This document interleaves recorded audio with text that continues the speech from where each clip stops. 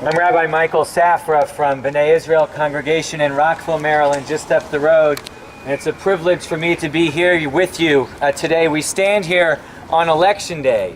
A day for democracy should be celebrated, but we must ask, is it fairly called a democracy when 1/4 of the seats are not up for the vote? No! Is it fairly called a democracy when a minority population of nearly 4 million people is denied the right to vote, denied the right to be citizens, systematically persecuted, denied even the right to an ethnicity?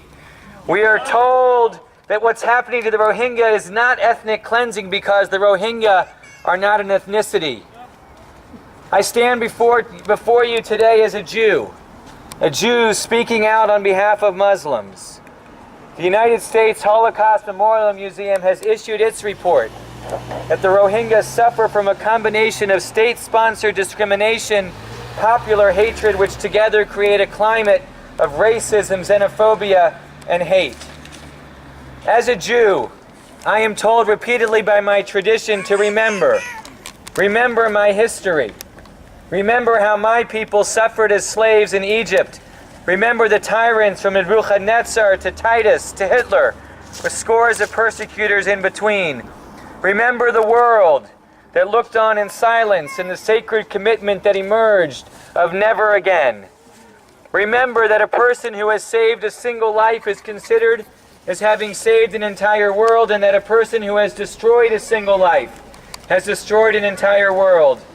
Remember the commandment to love your neighbor as yourself, to love the stranger, to not stand idly by even when your enemy is in trouble. Remember, remember, remember.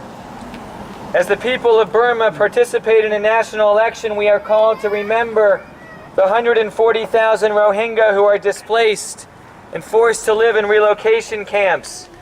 The thousands who have been spotted adrift at sea, who paid exorbitant fees to be smuggled in tiny boats with the hope of escaping to freedom, only to be turned over and turned away and left vulnerable to attack by those who seek to do them harm.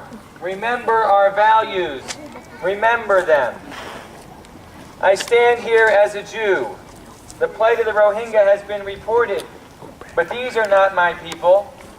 Our numbers today are few. Lots of people have other things to do. Let someone else fight this fight. But I remember a teaching from our greatest sage Hillel.